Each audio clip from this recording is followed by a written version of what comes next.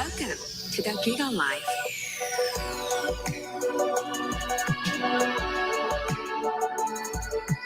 Your passions, your stories, your life, simplified with just one app. This is the future. The Giga Life in just one tap. Experience more Giga moments when you make the smart choice. With the Philippines' fastest mobile data network. How do I know it's T1? Simple, smart ako.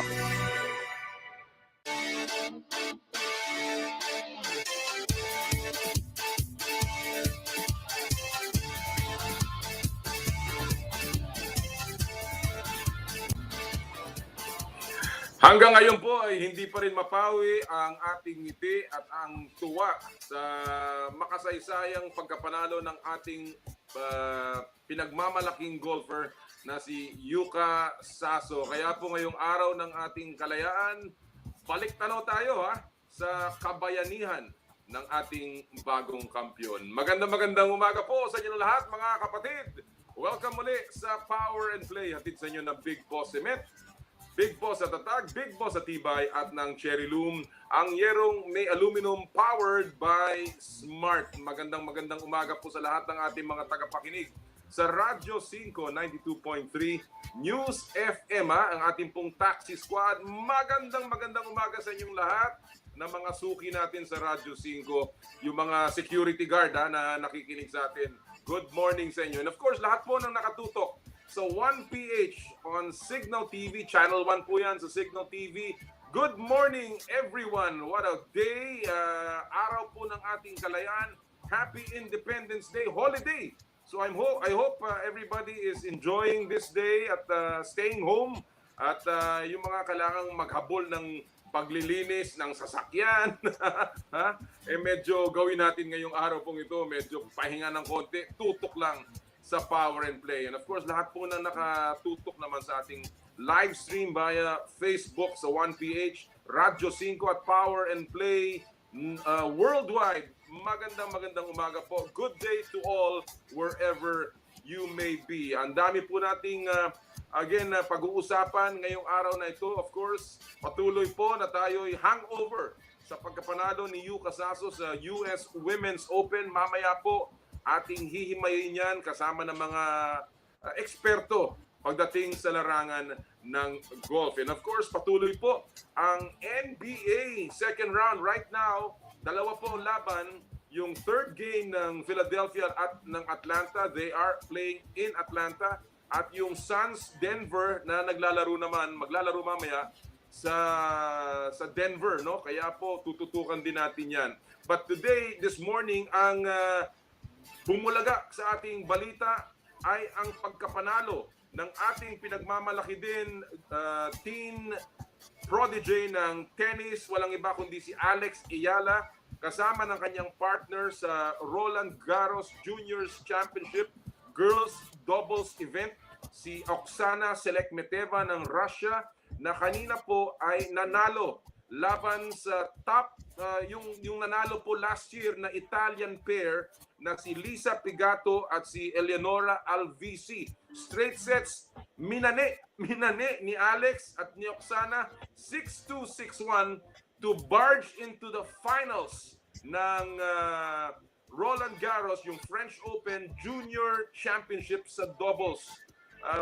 Pambihirang achievement na naman ito ng napakabatang si Alex Ayala. And now she is in the finals. Tandaan po natin, nanalo si Alex ng Australian doubles championship then a couple of years ago. And we're very happy to see that she is back in the finals ng isang Grand Slam event. So again, pagdasal po natin ang ating pinagmamalaking teen sensation Alex Ayala at ang kanyang partner na si Oksana Selekmeteva. At ating pong babakbakan yan at ating pong hihimayin pa rin yung laro ni Alex maya-maya. Pero syempre, sa dami ng ating pinag-usapan, magbalik tanaw muna tayo sa ating mga headlines this week sa ating sports highlights. Lunes, a new star is born in women's golf. Pinabilib ni Yuka Saso ang buong mundo nang mapanalunan niya ang 76 US Women's Open title. Si Saso ang unang Pinoy na nanalo ng major golf tournament. Tinabla niya rin ang record ng youngest woman golf player na si MG Park na nag-uwi ng isang major championship. Mamaya pag-uusapan natin kung gaano kahalaga ang tagumpay na yan ni Yuka. Miyerkules, 8 sa 11 bansang Southeast Asian nations ang bumoto na dapat ipagpatuloy daw ng Vietnam ang paparating na 2021 Southeast Asian Games. Mamaya, alamin natin mismo kay Philippine Olympic Committee President Bambol Tolentino kung ano ang latest sa SEA Games.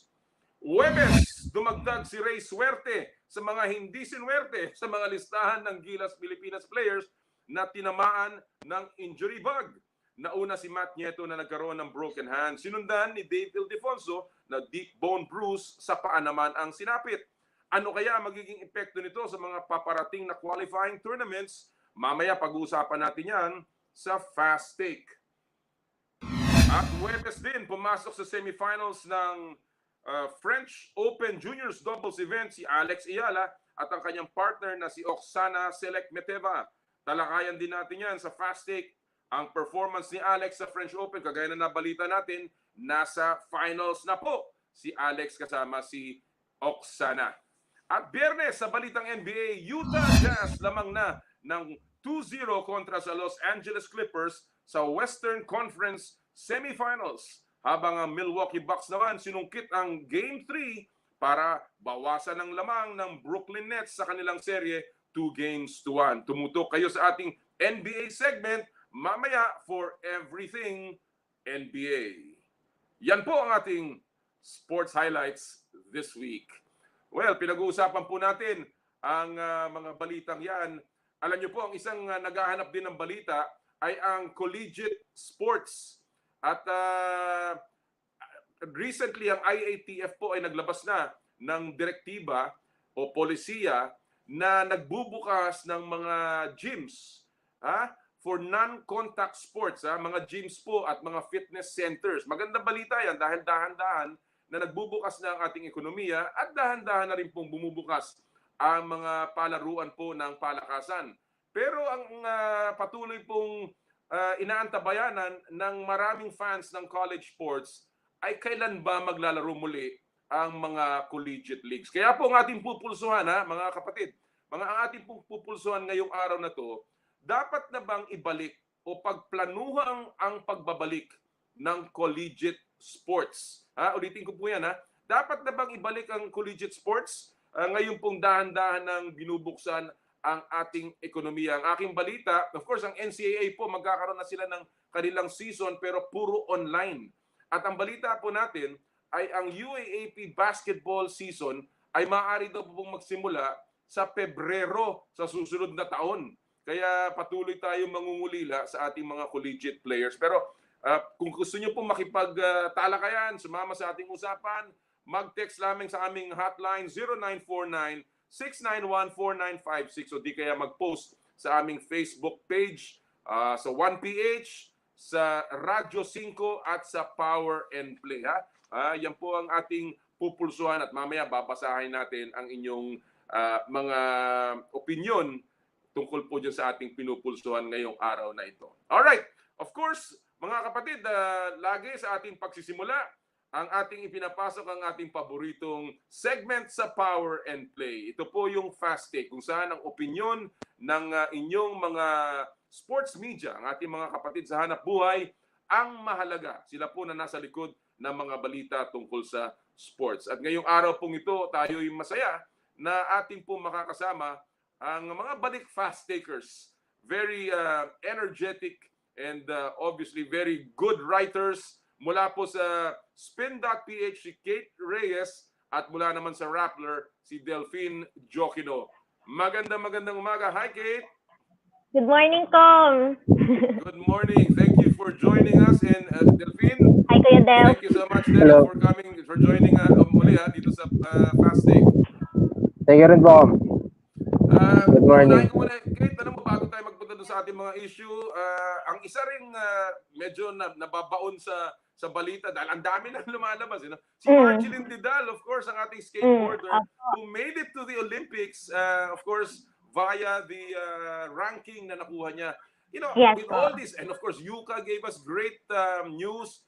Parang dumina yata ng mga kababaihan ang ating sports scene lately. How good is this for women's sports?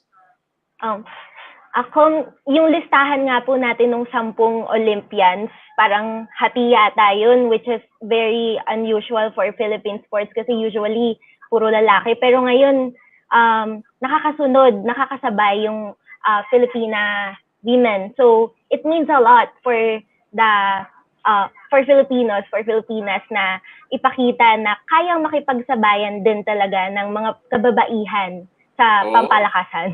Well, marami pang kababaihan na tayo iniintay. Si Christina yung mga golfers natin na kababaihan din. And of course, yung mga karate and ngayon, ongoing. Karate, kasi ongoing yan na ginaganap yung qualifier. Del, isa sa pinupulsuhan natin ngayon, of course, yung collegiate sports. Ano ba ang latest mong balita? Makakabalik ba ang college sports kaya? Or may plano ba ang UAAP, Del? Any update? Welcome ang huli ko na nabalitaan dahil nga yung sa NCAA yung pinag-iisipan nila yung about sa parang hybrid basketball and volleyball dahil nga bawal pa yung mga events ngayon, yung physical contact. So parang ginagawa nila ng paraan to stage an event for basketball and volleyball, which are two of the most, sabihin natin parang famous or popular or favorite sports ng Filipino. So yun, ginagawan pa nila ng paraan. Sana nga. At alam naman natin na bihira o minsan ka lang magiging bata eh. Kapag nalampasan mo yun at ikaw ay hindi nakapaglaro doon sa panahon mo, talagang nakakapanghinayang ang mga pagkakataon. So, we're also all praying for that and makabalik sana ang college sports. All right. Alam na ninyo ang gagawin dito sa Fast Take. Opinion nyo ang mahalaga, walang mali, walang tama, bato-bato sa langit, tamaan, huwag magagalit. Alright, ito ang ating unang issue para sa araw na ito. And of course, this is about the latest news kung saan pumasok na si Alex Ayala at ang kanyang partner, ang Russian partner niya, sa finals ng French Open. Pero alam naman natin, last year, si Alex ay nagkaroon ng magandang paglalaro sa singles. Kung saan umabot siya sa semifinals sa French Open. This year, first round pa lamang, napatalsik na si Alex. So ang tanong, matapos ang early exit sa French Open Junior Singles, how should Alex Ayala move forward? Ano kaya ang leksyon ang dapat makuha ni Alex dito sa karanasang ito? I will begin with you, Kate. 1 minute. Okay. Go. Okay. Alex and Oksana are just a win away from getting themselves another Grand Slam title. And yes, Alex may have fallen short in the singles with an early exit in just the first round. Pero the fact na she's out there right now fighting now in the finals is a feat in itself. And it's not easy to pick yourself up from an embarrassing loss, especially at 16 years old. But Alex has dealt with the situation very maturely. Like she said, you win some and you lose some, but you continue to play with your matches.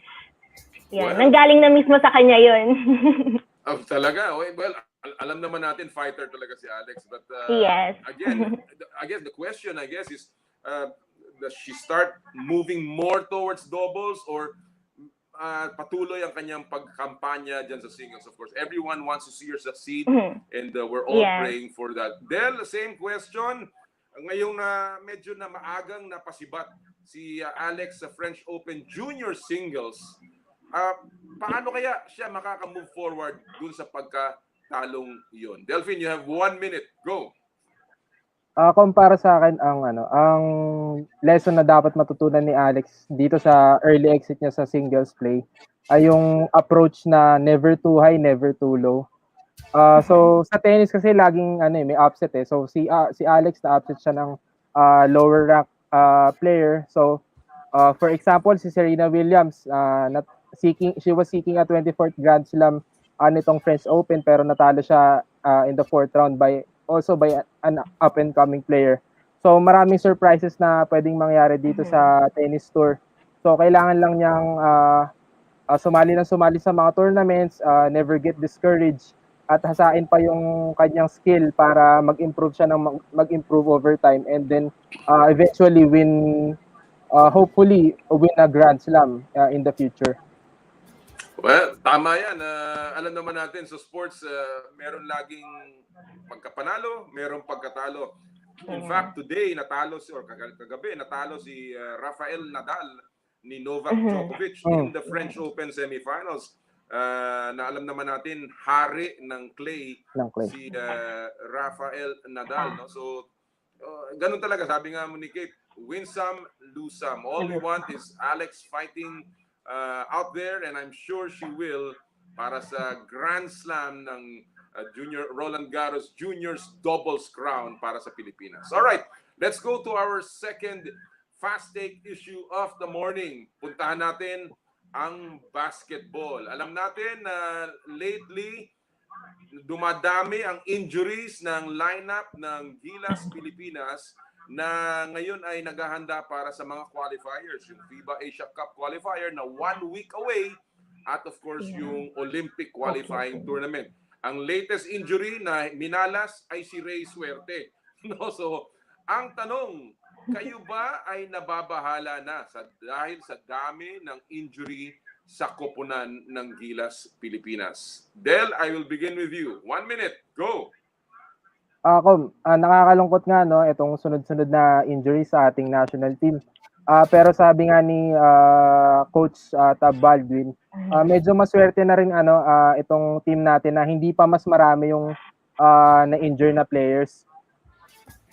Considering ang tagal na rin walang competitive basketball nito mga players na to dahil nga sa pandemic.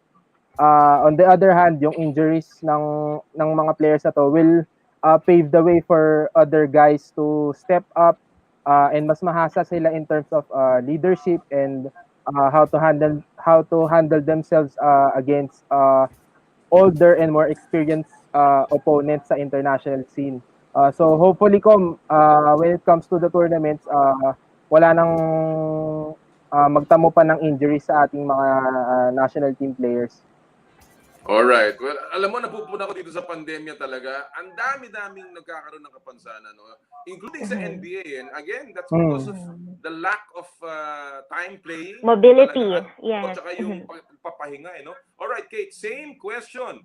With the rising number ng injuries, pangatlo na yan sa ating pool, nakakabahala na ba ang listahan ng Gilas Pilipinas? Lalong-lalo na para sa ating qualifiers. You have 1 minute, Kate. Go!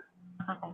Ganun din ko, sana hindi na madagdagan. Pero at this point, I don't think there's no need to worry about the situation kasi injuries nga are unavoidable and it's part of the game.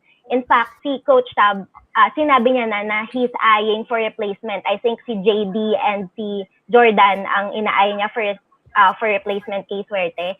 And yun, the two names he mentioned, they're both excellent players then, and I trust that Coach Tab knows what he's doing. His Tab Baldwin and his records can vouch for that. Yun, so tiwala lang tayo na alam nila yung nangyayari.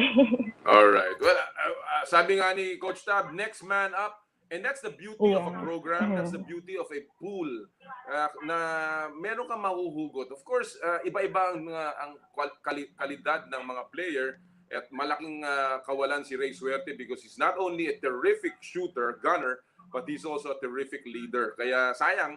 Pero again, alam mo, Pilipinas, hindi mauubusan ng player yan. Sigurado tayong merong lalabas at lalabas dyan. Alright, our third, final fast take issue of the morning. Ito naman ay patungkol sa parating na Southeast Asian Games kung saan sinabi na ng host country, Vietnam, na posible raw i-cancela na ang 2021 Southeast Asian Games dahil pataas ang kaso doon sa Vietnam. Ang tanong, ano kaya ang magiging epekto nito sa ating national athletes? Kate, I'll give you 1 minute. Go! Nanggaling na sa host country na they're planning to move SEA Games on July 2022 due to the recent virus outbreak sa country nila. And we certainly don't want to put the health of our athletes at risk. So if it's from them na it's kind of not going well, and I think we have to respect that. For our national athletes who's already training for the SEA Games, I'm pretty sure they would understand and they would agree to the board. And, this chance, parang it will extend their time to train more and to prepare more for the event. Ayun lang. And the last thing we want, of course, is for sports events to be a super spreader of the virus at this point, especially at this point. Yun lang, Alright. Tom. Well, alam natin na may mga implications. How big ang tanong? Kasi syempre na-delay ng konti ang training. And of course, sa budget, mamaya makakausap natin si Kong Bambol Tolentino para malaman natin ano ba talaga ang epekto nito, lalong-lalo na sa POC. Alright, Del, same question.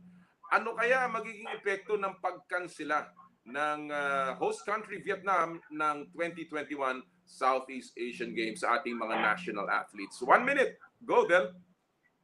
Ako, ang unang pumapasok sa isip ko na epekto nito is yung napoprolong yung waiting game ng ating mga atleta.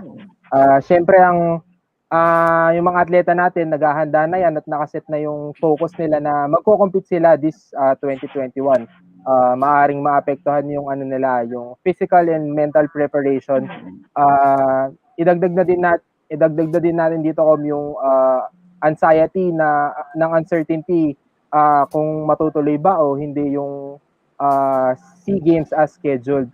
Pero sabi nga ni Kate, if pushing through with the games as scheduled this year will put our athletes lives in danger dahil nga sa virus. And then better na rin na i-postpone para mas safe with regards to the health of our athletes. Tama yan. I totally agree with the two of you.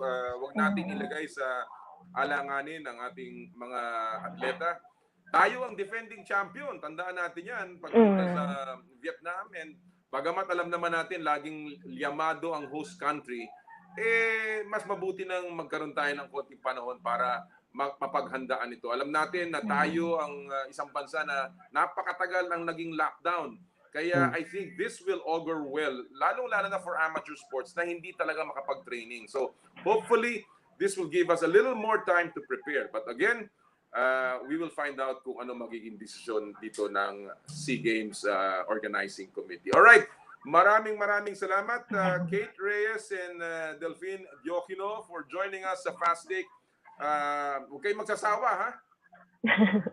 Thank you, Com. Thank you, Com. Salamat. Yan po mga kaibigan, ng ating mga kaibigan, si Kate at si Del sa Fast Take. Again, the very vibrant and energetic mga young writers natin. Thank you so much. Alright, at this point mga kaibigan, balikan muna natin ang a few moments, the best moments sa kasaysayan ng palakasan this week in sports history. June 12, 2002 or 19 years ago nang kumpletuhin ng Los Angeles Lakers ang kanilang three-peat o tatlong sunod-sunod na championship. Pinangunahan ni Shaquille O'Neal, Kobe Bryant at Coach Phil Jackson ang Lakers sa 2012 Finals at winalis ang New Jersey Nets 4-0 para mapanalunan ang kanilang third straight championship. Si Shaq ang itinanghal bilang Finals MVP ng serye. Ang Lakers ang isa sa 5 team sa buong kasaysayan ng NBA na nakagawa ng back-to-back titles sa liga. Lakers complete their three-peat this week in sports history. Sayang lang at wala na sila sa playoffs. Alam niyo ba that also today, alam niyo yung makasaysayang pagkapanalo ng Cleveland Cavaliers, yung mula sa 1-3 down against Golden State noong 2016. Ngayon din pong araw nagsimula yan. Kung inyong magbabalik tanaw kayo, again, another very high point in sports history, yung pagbabalik, the greatest comeback na sa NBA nung nanalo po ang Cleveland Cavs down 1-3 sa best of 7 against the Golden State Warriors. Wow, ang daming magagandang kasaysayan na na pwede natin balikan sa sports. Yan ang gusto ko sa sports eh. Talagang very vibrant. Kung kayo po ay talagang the history, if you're a student of sports, of the history of sports, nakakatuwa. Alright, at this point mga kaibigan, gusto ko lang pong banggitin at pasalamatan ang Smart. NBA.com, pinag-uusapan natin ng NBA. NBA.com is powered by Smart. At katulad po yan, Puso Pilipinas is a movement to celebrate the Filipino athlete, also powered by Smart. Follow them on Facebook, Instagram, Twitter, and YouTube. Get a chance to win exclusive Puso Pilipinas merch by sharing their Facebook page in your social media accounts with hashtag Puso Pilipinas. The Giga Life app is the latest mobile app from Smart that lets you discover and enjoy your passions with the different Giga promos. It can be downloaded and used by Smart Postpaid, Smart Prepaid, Bro Prepaid, and TNT subscribers via the Apple or Google Play Store. What can the Giga Life app do for me?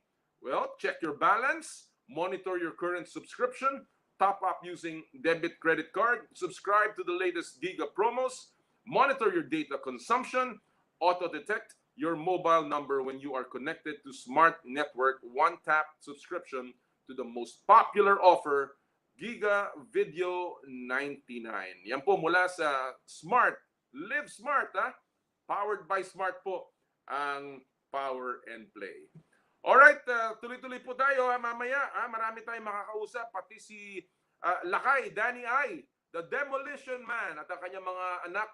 Mamaya po ating i-feature yung kanilang pamilya, yung mag-ama, kung gaano katindi ang naging legacy at ang lineage ng mga Ildefonso. Mamaya po yan, mga alas 9 ng umaga sa ating second hour. Panoorin niyo po si Danny I, si Dave at si Shaun Ildefonso para pag-usapan po ang tungkol sa kanilang naging takbo bilang basketball royalty. Gusto ko pong batiin lamang ng isang magandang umaga ang maagang nakatutok po sa atin si Doc Aga Moe. Happy Independence Day Philippine Sports. Sabi niya mabuhay ang mga atletang Pilipino. Tunay yan Happy Independence Day. Mabuhay po ang Pilipinas.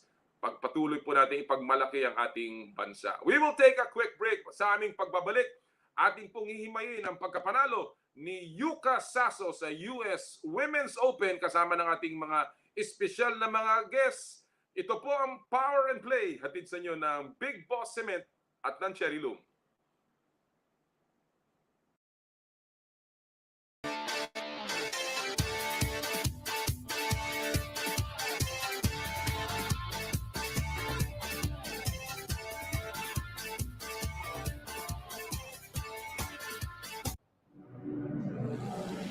Welcome to the Giga Life.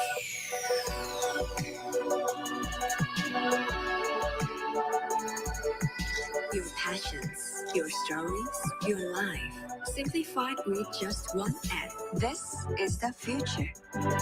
The Giga Life in just one tap. Experience more Giga moments when you make the smart choice. With the Philippines' fastest mobile data network. How do I know it's T1? Simple, smart ako.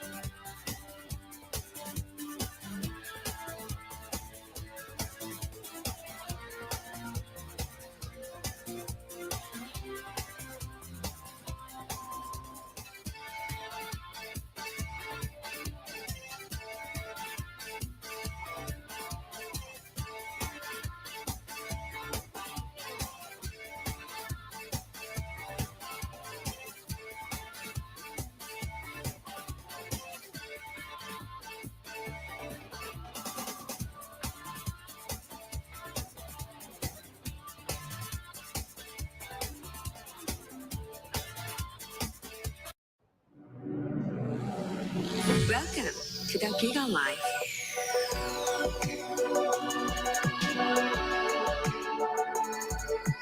Your passions, your stories, your life, simplified with just one app. This is the future. The Giga Life in just one tap. Experience more Giga moments when you make the smart choice. With the Philippines' fastest mobile data network. How do I know it's D1? Simple, smart ako.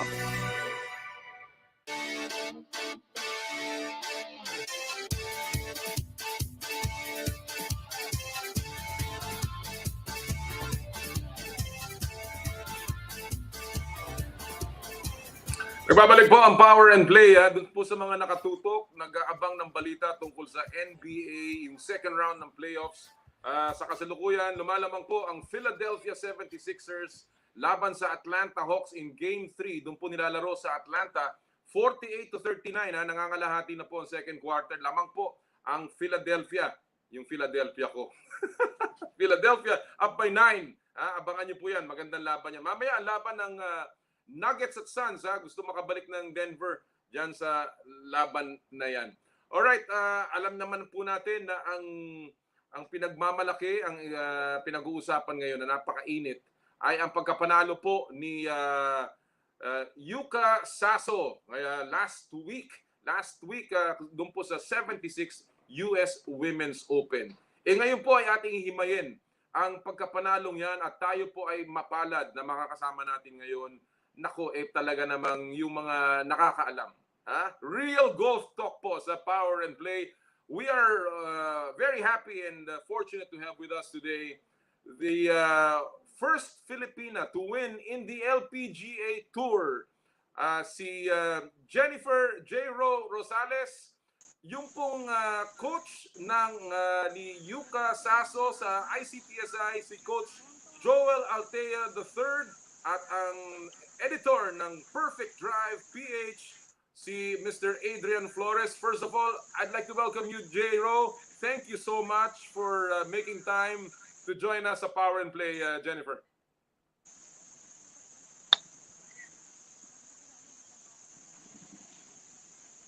Jen? Yeah, hello? Yes, thank you so much for joining us this morning. Thank you for making time. Thanks for having me. Salamat. I can't really hear you that well. Sige, lalakasan natin para marinig mo, J-Ro. J3, Okay. Coach J3, maraming salamat for joining us this morning. And of course, parang Adrian, thank you for making all of this possible para sa Power and Play. All right, let me begin very quickly and it's just establish a little bit of the table here. Jennifer, alam natin na you played in the LPGA. You are still a member of the LPGA. You have won dyan sa tour na yan. But when you look at Yuka, what was your first impression of a young Yuka when you first met her? Oh, when I first met her, I think she was about 12, I think 13. I met her through Coach Bong when they're still all practicing as ICTSI girls. And first time I saw her, I told Coach that talaga she has potential. All right. At such a young age, she's very powerful na. She has the length na. Talaga? She's very athletic. Yeah. All right.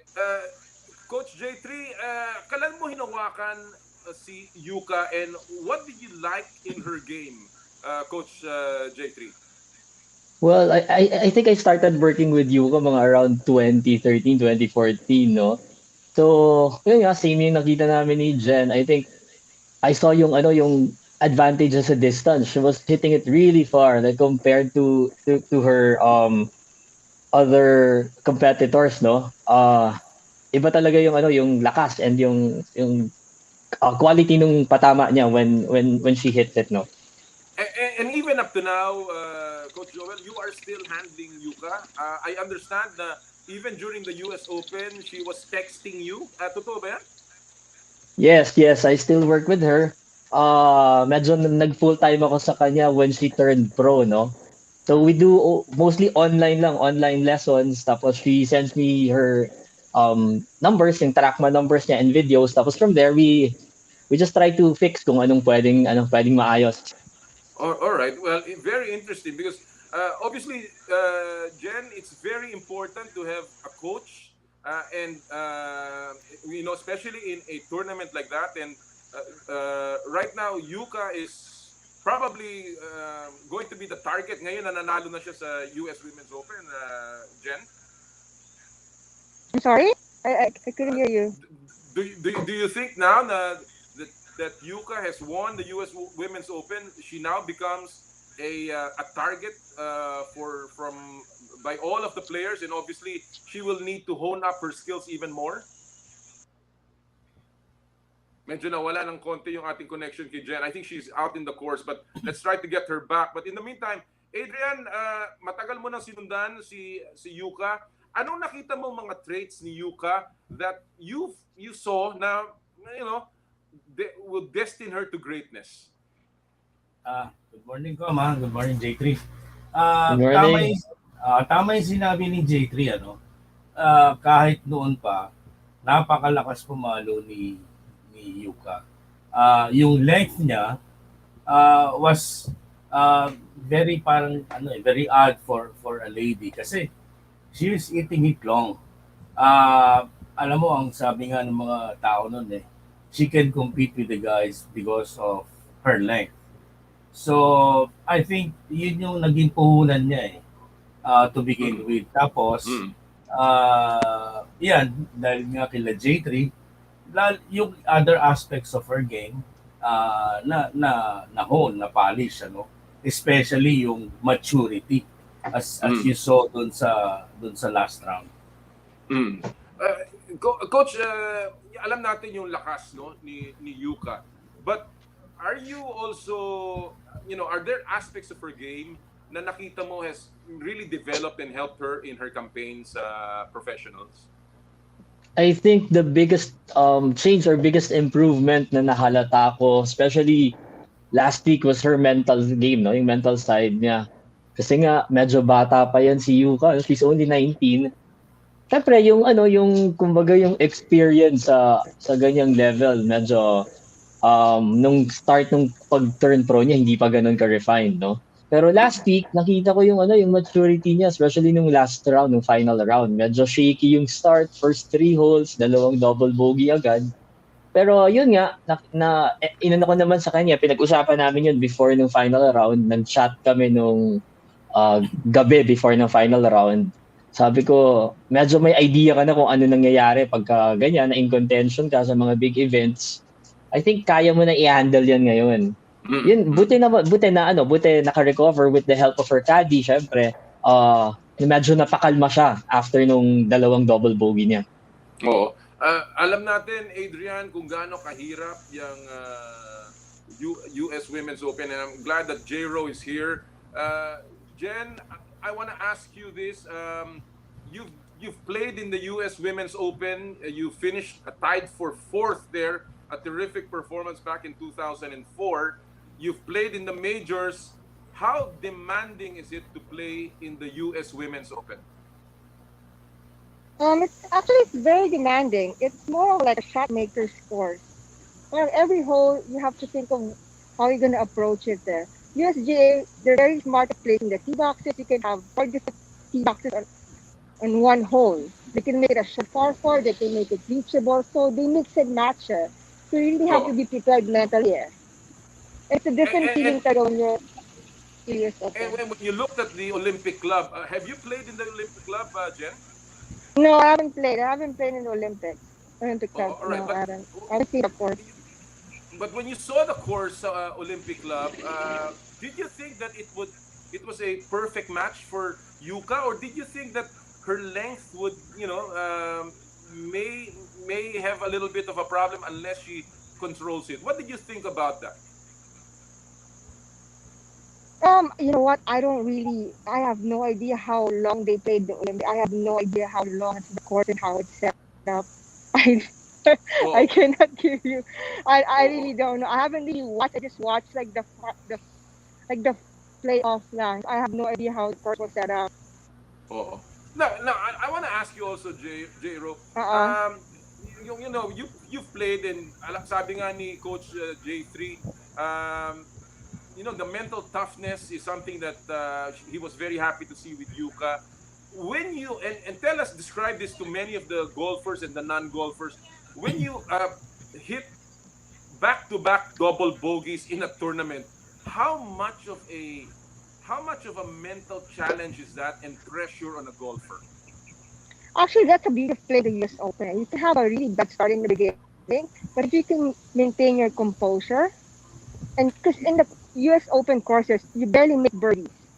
You're just gonna have to play par, hit the green and make it par. That's how it is. How that's all the US Open setup that I played in. So Right. birdies are like, take it, but you're just gonna have to play par most of the holes, especially on the last day where the pins are set up tougher than the first few days. Right. Oh. Well, And I think that's what Yuka did. You just stayed smart and just hang in, and then someone's gonna blow it up because the finishing holes, usually the backside are the tougher side there. So you're just gonna have to play smarter.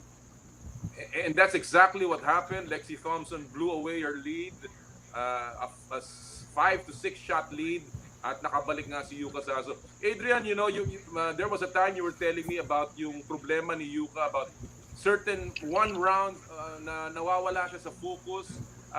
Nakita natin yan sa Lotte, nakita natin yan sa ANA Inspiration.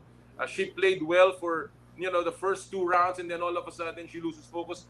In the US Women's Open, she did well in the 3rd round. Was there a little bit of concern that nakita mo going into the 4th round when she started horribly dun sa first 3 holes? No. In fact, when I saw her dun sa final round, makikita mo na talaga na she has grown mentally. Tsaka na-overcome niya na yung...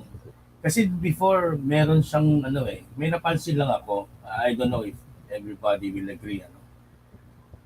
During the 3rd round of any tournament, that's when she becomes parang complacent. She slows down. But dito, na-overcome niya na eh. Yung 3rd round niya was pretty solid. Siguro dumaan lang siya sa 2 humps doon sa 2 butas, but she got back on track, and I'm really happy for her kasi talaga dati hindi eh. She would fold up, hindi rin namin maintindihan, but now we have seen the growth and the maturity doon sa mental and physical game.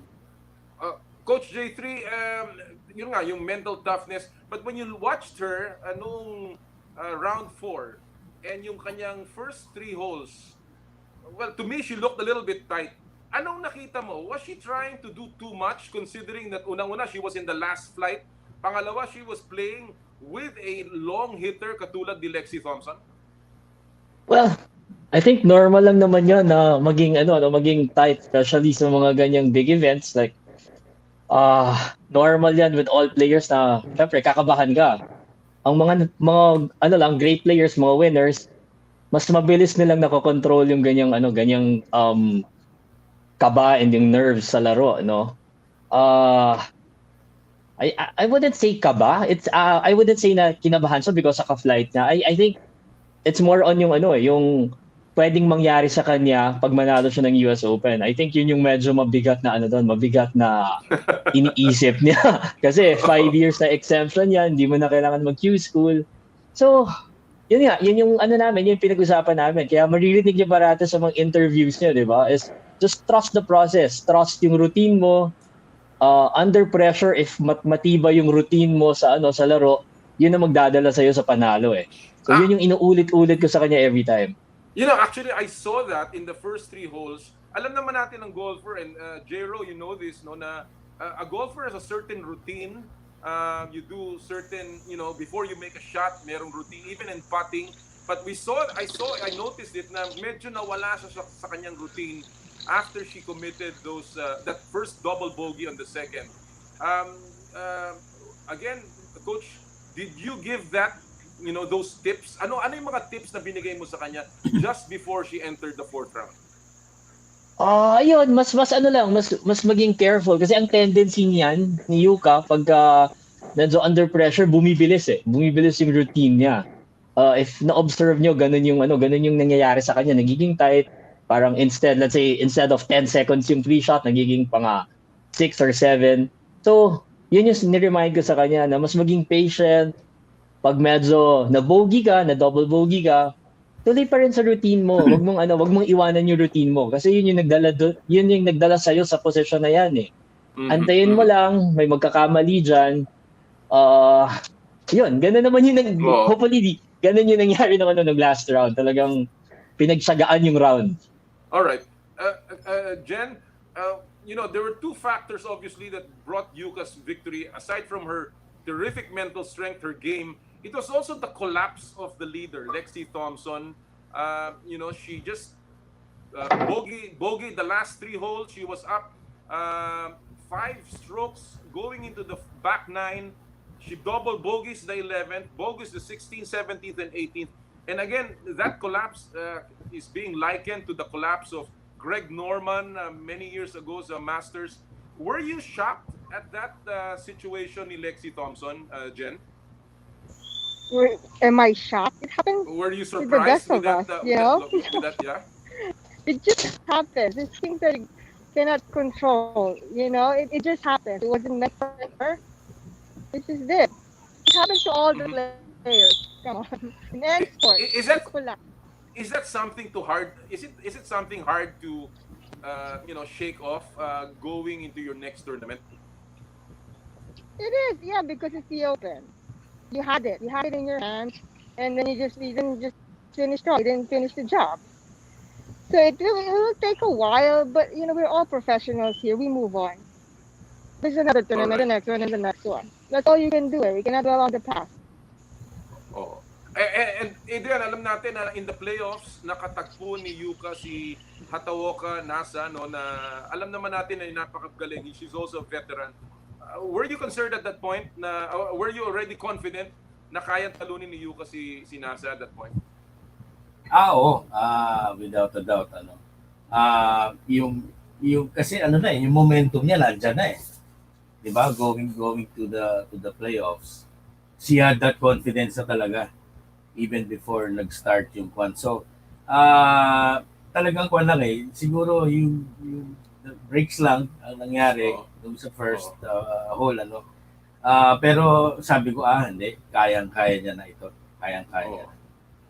Coach J3, yung factor ni Lexi Thompson, before the final round, is that something na napag-usapan niyo ni Yuka na wag ka mag-alala, about Lexi's game, kaya mong sabayan yan? Was there any talk about that?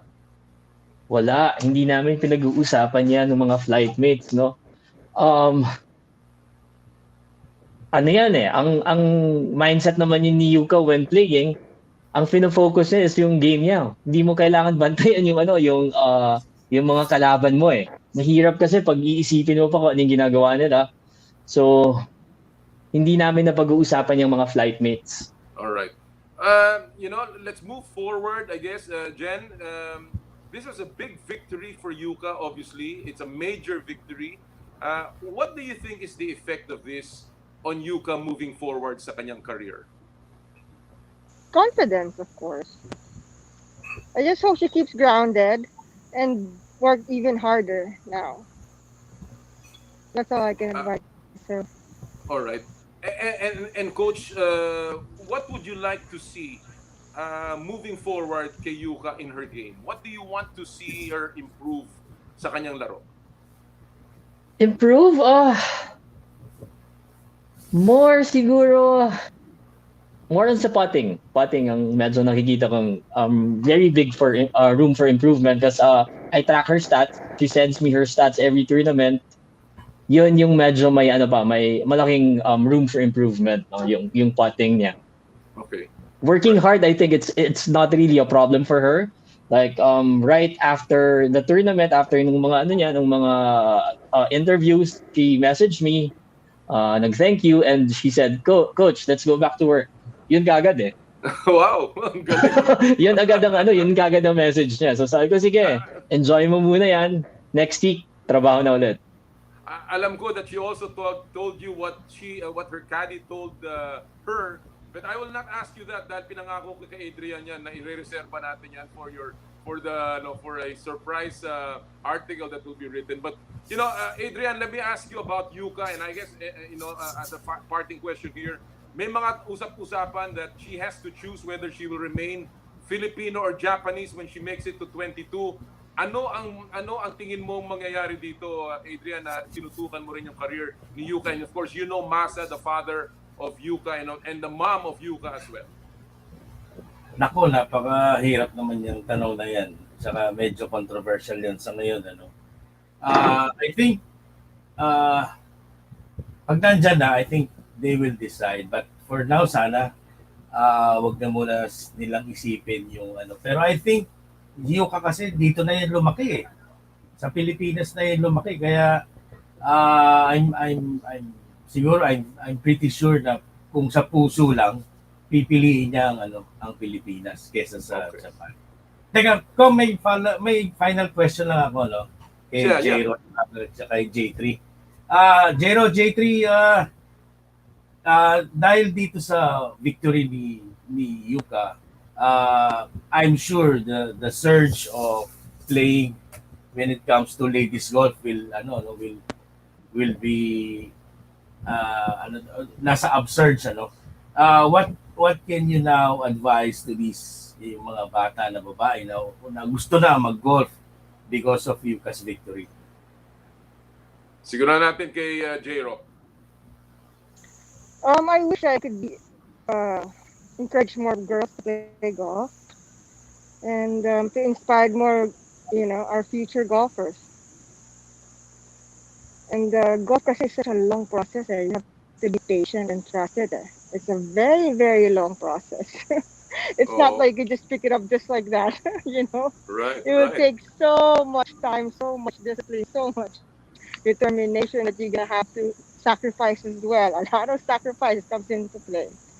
So if you have all that, then you can work on it, Right. But just be ready for the hard work. I mean, years of practice and pain and, blood, sweat, and tears, they call it.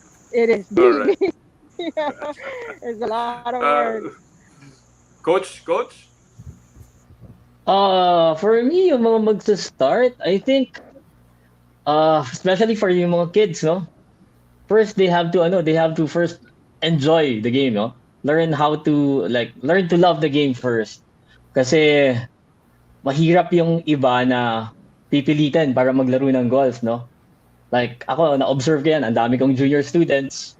Ang mga nag-excel ay yung talagang gusto mag-practice, gusto maglaro. Ayun nga, sabi ni Jen, it's a time-consuming process, no? Para maglaro ka it'll take you 4 or 5 hours per round. So, kung mas ine-enjoy mo yung nilalaro mo, mas gusto mo yung ginagawa mo, hindi mo mapapansin yung oras eh. Mas less yung pagod. So, for the parents na mag-decide na palaruin ng golf yung anak nila, pa-enjoy nyo. Huwag niyong pinipilit. Yun ang yun ang key doon eh. Yeah. Golf is a game, no? So, pabayaan yung mag-enjoy yung mga anak nyo. Alright. Get a good coach. Get Coach J3. Final question from me. Jen, how does this boost the Olympic chances of Yuka? Alam natin, she will probably qualify for the Olympics. Do you think that this victory now gives her so much confidence and we have a very good chance of making a podium finish sa Olympics? You're in mute, Jen. Your confidence. Hello? Yeah. Go ahead, please. Can now you hear me? Okay. Yeah. I said any win of any tournaments that you win, it doesn't matter what it is, it will boost up your confidence for sure, 100%. And yeah, we've got a really good chance for sure in Olympics. We're really hoping for that Coach J3, alam ko nanggaling ka na sa Rio Olympics. You were with Miguel Tabuena. Are you gonna be with Yuka in case she makes it to the Tokyo Olympics? Parang hindi this year kasi I have early commitments na sa US, so biglang ganito yung nangyari, so baka hindi ako makasama sa Tokyo. But I your think we advice have to Yuka? trust the process, do what you're doing, no? It's working. Huwag mo nang guluhin yan. Nakita naman natin yung result.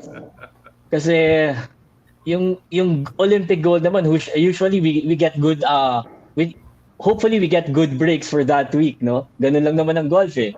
Minsan okay, minsan hindi. Hopefully we get the good breaks during the Olympic week para mas malaki yung chance natin na makakuha ng medal, no? Sa Japan naman 'yon, so yung adjustment siguro with the weather and with the yung condition ng grass and ng course, medyo konti na lang yan for Yuka. All right. Well, Adrian, I hope you will feature all of these sa Perfect Drive, PH. We look forward to the next issue. Kailan ba ang next issue, Adrian? Well, kakalabas lang ng second issue. Alright. Well, we have Yuka on the cover because of the Lotte Championship. We also have Jero. Jero, we have a feature on Jero. Please read the magazine. It's now available in all clubs. At saka sa mga few restos like Elms Kapihan. All right. Yeah. All right. Maraming salamat. Maraming salamat, Jennifer. It was an honor to have you here. I know you don't give too many appearances, but we're happy to have you on the show. Thank you so much. We hope to see you playing again, Jen? Oh gosh, maybe the U.S. Women's Senior Open when I'm 50. You have to be 50. So I have long ways to go to think about it if I still want to play competitively. Thank you, Jen. Thank you, Coach Thank J3. you. Continue Thank you, to work with thank you, our, Com. Jem. Salamat. And Adrian, of course, always a pleasure. Maraming salamat for making this possible. Yan po mga Thank kaibigan, Jennifer Rosales, Coach Joel Althea III, and Adrian Flores. Binreakdown natin ang makasaysayang pagkapanalo ni Yuka Saso. Si Coach J3 is the personal ICTSI assigned coach kay Yuka Saso. And of course, Jennifer Rosales is the first Filipina to win in the LPGA Tour. At she obviously knows the demands of playing golf at that level na ngayon ay nararamdaman na ni Yuka Saso. Alright, bago tayo, tuloy-tuloy po tayo ha. At this point, lipat naman tayo, pinag-uusapan natin ang Olympics. Tayo po ay mapalad na ngayon ay ating makakapanayam, walang iba kung hindi ang Pangulo ng Philippine Olympic Committee at kamustahin po natin lamang ang Team Pilipinas. Walang iba kundi si Congressman Abraham Bambol Tolentino. Magandang umaga po, Kong Bambol. Good morning. Happy Independence Day. Mabuhay ka, Noli. Happy Independence Day. Good morning sa inyo. Alam niyo po, tutumbukin ko na kagad dahil ang pinag-uusapan po namin kanina ay tungkol doon sa Vietnam Sea Games. At ang napabalita nga po ay may posibilidad na makansila na itong Sea Games this year. At although ang karamihan ng bansa ay nagbigay na ng pagtutol. Ano po ba ang official posisyon ng POC dito po sa pagkansila ng Sea Games this year? Actually, hindi pa naman nakakansila. No? Dahil yung last meeting namin, we just gave our vote and opinions. Tinutulungan din namin ng Vietnam kung anong may tutulong namin para lang matuloy. So, out of 11, 8 kaming bumoto na matuloy. Ayaw na makaso. Even Vietnam, ayaw nilang ma-postpone kasi lahat ng facilities nila, lahat ng infra nila, 100% nakahanda na. And all volunteers, etc. So talagang meron lang, well, lahat naman tayo nag-spike. So sila kasi ngayon lang nakaranas ng from wala pang 100, 2,000. Oo nga. Yung huli kong check mga nasa sa 9,000 sila yung active cases nila. Oo, pero dati yun, tayo napakarami. 40 lang dati yun 50. Less than 100 lang yun So, oo. ganun Pero sila. Kung ano pong na- proseso na susundan dyan? Anong proseso susundan? Masusunod ba ho yung desisyon ng karamihan o dapat host pa rin? It can, of course, we can influence the SEA Games Federation, but ang bottom line, siyempre, masusunod doon ng national government ng Vietnam. Pag sinabi ng Vietnam na, oops, tigil muna, sila talagang masusunod kasi unang-una, nasa kanila yung funding, sila ang host. Parang gano'n din sa atin sa Philippines noon. Kung hindi natin tinuloy, dahil kulang na yung preparation, hindi talaga matutuloy. Pero kinaya natin, nag-overall champion pa tayo. Oo nga ho. Alam ho natin na nagkaroon kayo ng programa na napakaganda ng pagpapavaccinate sa ating mga atleta bago po sumabak sa laban dyan sa Olimpiada at sa SEA Games. Paano ho ang epekto nung kung sakali itong SEA Games ay makansila? Ano ho ang epekto ng pagpapavaccinate? Tuloy pa rin yun. Tuloy pa rin yung first dose of the second batch. Tuloy pa rin yung second dose, of course, of the first batch. Yung first dose of the second batch, hindi lang po Olympic and SEA Games bound. All athletes under POC na ang pinag po sa atin. So, lahat po ng NSA na yun, kahit ikaw ay regular, recognized, or associate.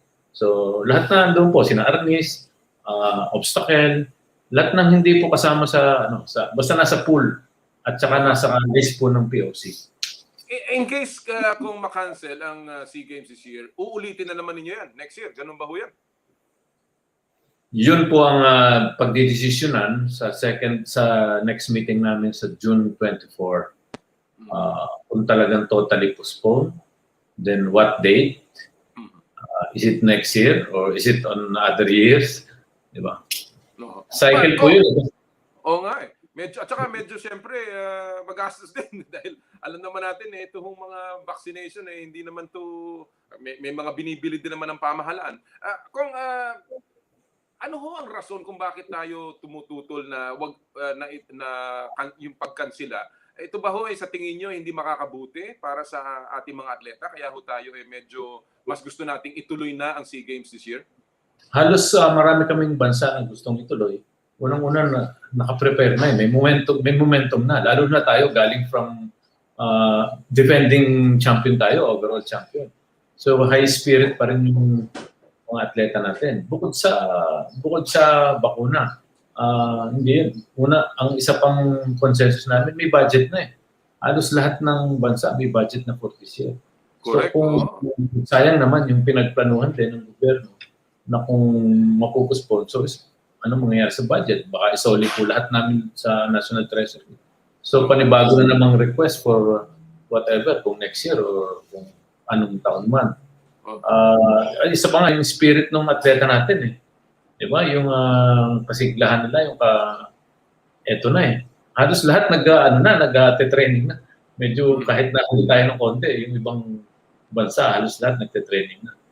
So, sayang talaga. Dahil next year, masikip din dahil meron pong pagpasok pa lang ng 2022, may Winter Games na. Tapos may IMAG, Asian Indoor Martial Arts Games. Medyo umahakot din tayo doon. Sa mga Muslim brothers natin na countries, meron pa silang Islamic Solidarity Games, may Commonwealth pa sila, tapos may Asian Games pa tayo, China, Hangzhou, may Beach Games. Marami po yun eh. So siksikan yung calendar next year. Kahit iba-iba yung mga atletang lalaro doon, busy pa rin, all officials and everything. Okay, tsaka siyempre, patong-patong na rin na magiging gastusin dyan ng pamahalaan at ng... Ang isa pa di sa 2023, that's another Asian Games. SEA Games. SEA Games, hosted ng Cambodia. So ngayon lang mag-host ng Cambodia, excited na rin sila. So pag medyo na-postpone yan next year or what, didikit sa preparation ng Cambodia. Ang Cambodia, naka-calendar na po ng ng March, maga. So talagang domino principle, parang talagang babaksakan ng mga chips dito pagka na-postpone ito, ang dami yung maapektuhan. At saka sabi nga po ng tulong-tulong na opinion na sinasuggest namin sa Vietnam, yung pong Tokyo, 1 month to go, matutuloy, kayo po, 5 months to go pa. Paano pwede natin pagtulong-tulungan kung anong mga health protocols na pwede niyong gawin na kahit walang fans o kahit walang spectators, lahat bakunado, nakababol, mahigpit ang health protocol. Di po ba? Oh. Okay. So hopefully po tayo mag-aantabay ng balitan diyan at kung ano po mangyayari diyan sa desisyon ng ating Southeast Asian Games. Puntahan ko lang very quickly Kong ang Olympics. Sabi mo nga malapit na ho ang Olympiada, only 1 month away.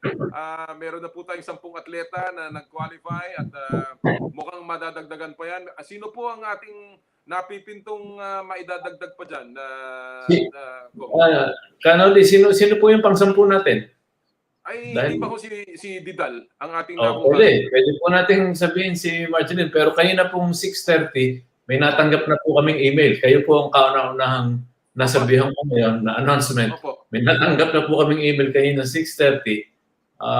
Naipasa ko na po sa Viber chat group ng POC. Congratulate ko na po si Ann Adon ng weightlifting 64 kg. So, dalawa na po yung lifter natin. Babae na naman po to? Babae po. Ay di kung papasok ko si Didal, pang-11 na talaga ho yan. Total yes, pang-11. Ando, si Adrian Ando, 64 kg ng weightlifting. So, pang-11 po si Marge. Then, plus 3 golfers. That's 14. Plus 2 universality gender ng aquatics. That's 16. Plus another universality for athletics. Kahit pumasok po ang isa pa, through qualified talaga, si Nat, talagang meron pang isang athletics. So that's that's 17. Plus we're waiting for karate and judo. Kung sana makatatlo, that's 20.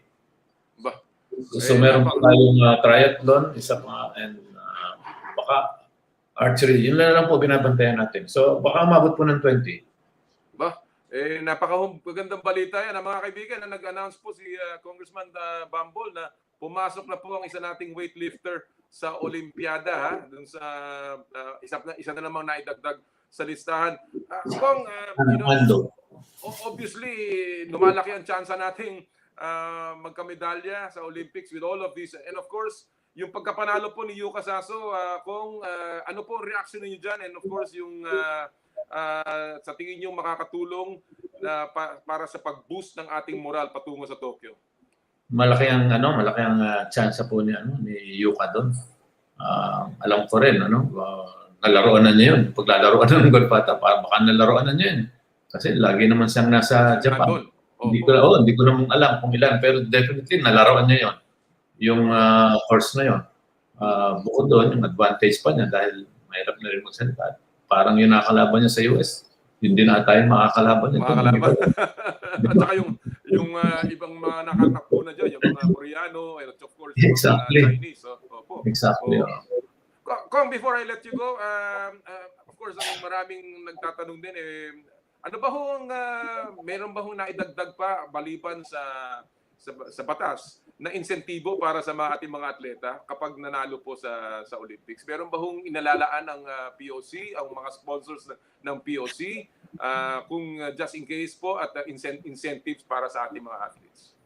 Yung pong batas hindi nadagdagan, yung pong last na huling pinasa doon. So, ang gold medalist natin ng Olympic, nasa 10 million pa rin yun from the government. Pero sa palagay ko, pag may nakadeliver po ng gold, hindi po makakatiis ang mga kababayan nating Pilipino. Na especially the big sponsors, other stakeholders, at baka po pati ordinaryong Pilipino na mamamaya na magbibigay. Siguradong mag-aambag para po sa sabihin natin premyo o insentibo ng ating mga atleta dahil this will be the first history, diba? After 100 years, this will be our first, the elusive gold. This will be our first Olympic gold. Well, tayo po ay naghahangad ng tagumpay ng ating Team Pilipinas at alam po namin sa inyong pamumuno ay talaga napakaganda ang ating tsansa. Kong Bambol, marami po salamat sa oras ninyo ngayong umaga. Mabuhay po kayo at Happy Independence Day. Happy Independence Day po. Mabuhay po kayo at see you sa Gilas versus South Korea. Lapit na po. Kita-kita po tayo. Maraming po salamat. Salamat po. Yan po mga kaibigan, ang Pangulo ng Philippine Olympic Committee, si Congressman Abraham Bambol Tolentino ng POC. Marami pong salamat. May announcement siya. Pasok na po ang isa nating weightlifter patungo sa Olympics. Congratulations sa weightlifting. Second weightlifter natin yan. Sumunod kay Heidelin Diaz. Talagang very exciting ang mga aabangan natin sa Tokyo. Alright mga kaibigan, at this point gusto ko lang po magpasalamat sa lahat ng ating mga tagapagtaguyod. Una sa listahan, of course, Big Boss Cement, Big Boss at Tatag, Big Boss at Tibay. Nandito na ang Big Boss Cement, di basta matitibag, approved sa kalikasan at sobrang abot kaya. Big Boss Cement is the first eco-friendly cement company in the Philippines. First and only cement that is produced with low to 0% of high carbon footprint materials. Big Boss Cement. Marami pong salamat kay Engineer Gilbert Cruz, ang kanilang presidente at chief company innovator. Marami din po salamat sa Cherry Loom, ang yerong may aluminum sa ganitong pabago-bago ang panahon, mga kapatid. Sobrang init tapos biglang uulan. Pero mas malakas na ang ulan ngayon. Kailangan natin ng matibay at protektadong bubong. Dapat ang bubong ay yerong may aluminum. Kapag may aluminum, tsak na pang matagalan. At isa lang ang alam kong dekalidad na yerong may aluminum, yan ang Cherry Loom. Tibay protektado sa pang matagalang yero. Cherry Loom, ang yerong may aluminum. Thank you so much kay paring Elmer Ngo. Maraming salamat pare. Marami din po salamat sa Elms Resto Bar Group, home of fried itik. Elms branches at Elms Tapas and Winery located in Cali Bistro, Commonwealth, Quezon City, at sa Elms Grill and Bar sa Poblacion, Makati. Check lang niyo po ang kanilang IG pages at FB pages, Elms Resto Bar Group, for reservations and inquiries. You may also call number 0977-157-0499 o 0966-854-4048. Thank you, Ma'am Malu Yambao. Marami din po salamat sa Joyride, ang bago ninyong kasundo. Dahil ayaw nating nahihirapan kayo, book Joyride MC Taxi now and experience hassle-free commute. Kapag delivery naman, Joyride ang gamitin, bagsak presyo pero hindi ang serbisyo. Joyride is now on its lowest rates ever. At bukas na rin po, of course, ang Joyride o JR Super Mall. So, download the latest super app ng Joyride. Thank you also sa Makisagot Professional, your school of makeup artistry, the official makeup of Power and Play. At marami pong salamat sa Skin, your face and body anti-aging center with branches at Wilson Street sa San Juan City at sa Alabang Town Center sa Muntinlupa City. Tumawag lamang po sa numerong 0917-890-1640 o 0977-809-8886. Hanapin lang po ninyo si Dr. G. Sarmiento at si Doc Richie Sarmiento. Marami pong salamat. Of course, finally, sa Smart. Live Smart, ha? And of course, Smart, yung NBA.com po is powered by Smart. Of course, Power and Play is also powered by Smart. Thank you to all of our sponsors at lahat po ng tagapagtaguyod ng Power and Play. Alright, at this point mga kaibigan, tuloy-tuloy po tayo and now we will bring to you yung pong aking pinag-uusapan kanina na panayam po natin sa mag-aama. Na lang, medyo ulitin natin ng konti to. Mukhang hindi pa tayo ready. Tingnan natin. Meron na tayong tingnan natin muna. Inaayos ko lang itong ating ayan, okay. Unahin muna natin. Sila pala nakahanda na. Ready na. Bago natin ipasok sila Danny ay pasok muna natin ang ating paghimay sa NBA playoffs. At ngayon po mga kasama natin, walang iba kung hindi ang inyong mga paboritong mga analyst mula sa Spin.ph, si Homer Sayson live from Chicago at ang ating kaibigan from Real Talk ng DWIC, si Anthony Suntay, ang ating kaibigang sports analyst. Magandang umaga, Anthony and Homer. Good morning. Thank you for joining us. Salamat for taking this call. Alam natin na napaka-busy mo And I'm just happy to have you on the show. Mukhang hindi Naman pa kami. natin... Ha? Of course, anything for you, not a problem. Alam mo, unahin ko na habang inintay natin si Homer. You know, were you surprised with any of the awards na nabigay ng NBA? Jokic winning the MVP, and of course si Rudy Gobert winning the defensive player, at si Jordan Clarkson, and of course si Coach Thibodeau winning Coach of the Year. Were you happy with the awardees? I was very happy with the awardees, yes. In fact, yun yung mga napili ko. A lot of people, you know, there might have been a little bit of controversy lang kung tutusin mo dun. Maybe sa Coach of the Year, because a lot of people are saying Monty Williams also did a stellar job. But actually, all three coaches that were nominated, you know, talagang karapat-dapat lang naman sila. Pero para sa akin, when you look at the Knicks, you know, they were so irrelevant for so many years. And Thibodeau came in essentially with the same lineup that they've had for the past couple of years. Pero you know, talagang nagamit niya si Randall. He gave him a certain role. And then at the same time, all the other players, binigyan din niya ng mga roles. Of course, he brought in some of his reliables like Taj Gibson. Binalik din niya itong si Derrick Rose. And, you know, dahil doon sa chemistry na ginawa niya, biglang naging relevant na ulit yung New York Knicks. And so, you know, I think karapat-dapat talaga na si Tom Thibodeau ang pagbigyan ng award na yun. All right. Well, you know, the first round is over, Anthony, and there were great victories. There were also some disappointments. Portland Trail Blazers, another first-round exit. Ano sa tingin mo, where to now for Damian Lillard? He has, of course, come out very loudly in public saying that gusto niyang makasama sa proseso sa pagpili ng bago nilang coach. Do you think Dame Lillard will stay with Portland? You know, at first, I really thought he was. Kasi ang sabi nga niya, hindi nga niya nagugustuhan na yung ginagawa ng mga ibang mga players. Sabi niya, gumagawa sila ng super team dito. Ayaw niya daw yun di ba? And then all of a sudden, you know, my son actually showed me a video of him calling out LeBron James. And he was telling LeBron James, wow, bro, make the call. Sabi ko, si Damian Lillard na kilala natin. Siguro, you know, maybe it might have just been frustration more than anything else. But, you know, alam mo, dun sa kanyang public, yung pagkalabas in the public, and you know, he was talking about ito yung mga gusto niya daw pumunta sa Portland. Di ba sinabi niya, he wanted to be able to get itong si Jason Kidd. And because he named Jason Kidd, si Jason Kidd mismo umayaw. Sabi niya, ayoko ng ganyan. Sabi niya, gusto ko patas-patas yung laban and I want to be able to go to the process. All of a sudden, lumabas si Damian Lillard, sabi niya, I want you, Jason Kidd, to be the coach. All of a sudden, biglang umayaw tuloy si Jason Kidd. Ano? They're a little bit chaotic in Portland right now. So, I think anything else, kailangan muna, hinga muna sila ng konti. Because they're very emotional because of what happened during the, you know, yung kanilang early playoff exit. Hindi nila inaasahan na mangyari yun. So, sa tingin ko, they have to take a step back first, give themselves a few days, maybe even a week and a half, and then that is when they reapproach the situation. Because ang dami mga good coaches out there, ang dami rin mga situations na pwedeng pasukan ni Damian Lillard, but all of a sudden, calling out LeBron James like that and saying, you know, bro, all of a sudden, parang napapaisip ka, ano ba talaga yung iniisip nito? Because papalit-palit So, I think they should take a step back, relax a little bit, survey the situation, and then decide what they want to do. Well, alam natin na natanggal na si Terry Stotts dyan sa Portland. And of course, the talk is CJ McCollum could be traded just to give more support. But then again, ang problema is it enough na ika nga palitan lamang yung mga player na yan? You were mentioning LeBron, an early exit for the King. Do you think Father Time has finally caught up with LeBron, Tonyo? You know, a little bit. And you know, the only reason why I'm saying that is because, alam mo, sa stellar play na pinakita niya sa regular season, you would say that talagang he's defying Father Time. The problem was, all of a sudden, he got that high ankle injury.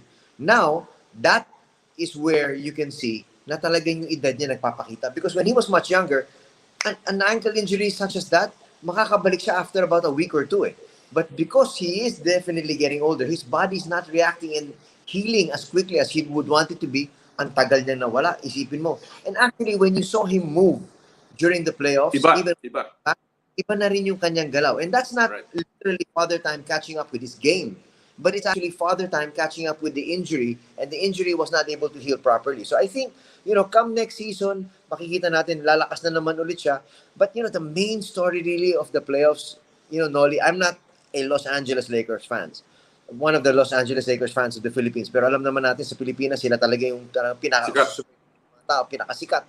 But the main story really was the injuries. if Anthony Davis played, I think they might still be playing right now. Definitely. Oo. Naman Well, playing in the first couple of games against the Suns, talagang he owned the Suns. He owned DeAndre Ayton. And so, I think they should be playing right now. Ang problema talagang, if you really look at it, any sport, you have to also be able to manage injuries. That's part and parcel of the entire championship run. well, again, of course, sabi mo nga, it's all part of the playoffs, ang injuries. Alam natin na maraming koponan na nagkaroon ganyan. CP3, Chris Paul had an injury, but they played through it, and of course, that's what defines really great teams. Let me go to the second round now, Tonyo, and as we are waiting for Homer, of course, the big series na pinapanood ngayon is the Brooklyn Nets laban sa Milwaukee Bucks. And of course, alam natin na bagamat lamang ang nanalo ang Milwaukee Bucks kahapon to cut the series lead to 2-1, lamang na lamang pa rin ang Brooklyn Nets. But there is one factor that may just change the series. James Harden is not going to be playing. Bumalik ang kanyang hamstring injury. Yes. So how much do you think will this affect the series? How much do you think does the Nets need James Harden? Okay, to answer your question, I'm going to break it down into two parts. Number one, if you look at it, for this particular series, it may not be that much of a factor. Sa tingin ko, kakayanan naman nila yung Bucks without James Harden. But moving forward, definitely he is a factor. Because talagang he gives them a different element to their game. If you ask me, siya talaga yung kanilang number one playmaker more than anybody else. Talagang he is the one who really is able to set up his teammates. Durant will look for a shot. Kyrie Irving will look for a shot. But, itong James Harden will be a guy that can really facilitate for his teams. He gives them a different facet. He gives them a different look. And if you have him, you want to be able to give the teams different looks. And so I think in this particular one, kakayanin ko nila yung Bucks. But moving forward, depending on kung sino yung kalabanin nila, they need to give them a different look here and there. Para at least yung depensa, hindi lang nakapag. So, if you have a different look here and there, he really will be a factor somewhere down in the playoffs. All right. Kasama na natin ngayon si Homer Sayson from Chicago. Kumusta, Homer? Naayos na niya ang kanyang linya. Homer, we're talking about the second round now at the Nets and Bucks. And I was asking, how much do the Nets really need Harden? Ako, from my perspective, only because, Irving is now averaging about 44 minutes in his first two games. Durant is averaging about 41 minutes in the playoffs. It's too many minutes for these superstars. But do you think the Nets are still on track despite the loss yesterday? Yes, I think they are. I mean, they're up 2-1. But tama si Anthony. Good morning, Anthony. He's their main playmaker, 10.8 assists per game. And not only that, he also adds a layer of how difficult they can be stopped. Pero wala siya kahapon, they had to rely on heavily on Kevin Durant. And look at the sequence of that game. 3 floaters by Bruce Brown. That's not exactly what we had envisioned the Nets going into the playoffs. What we envisioned was we have Durant or Kyrie Irving. And then not only are they playing heavy minutes, Kevin Durant, commissioner, is not a basketball player. He is a gift. 49% from the field, 44% from three-point range. Ang hirap talagang stop. But then look at the play. Look at the last play in the sequence last night. He had no choice because there was 2 people shadowing him, basically telling the Brooklyn Nets, you know what? Kevin Durant not gonna beat us. Pero kung nandun si Harden, they can't do that. And then Irving, as I mentioned ni Anthony, is only shooting 33% from three-point range. And that's not exactly a matawag nating threat. So, yes, they need Harden, pero sa tingin ko, Commissioner, 2-1, the greatest takeaway in that game was they were down 23 points. And the ease with which... Yes. Yeah, and the ease with which they came back from it, almost with effortless grace. By the way, Commissioner, pahingi lang po amanin sa mga listeners mo, medyo hoarse yung voice ko. I just came back from a little vacation. We enjoyed the Lakers elimination. We celebrated it, and then also, and we made a pledge not to watch Space Jam 2. So excited ako, Commissioner. Ang pili mo talaga. Going back na to the Nets thing, and this is my last point before we move on. The Nets have the best offensive rating in the NBA, 117.3. With the big 3, without James Harden, they are even better. 120.6. That just means there are more touches for Durant and for Irving.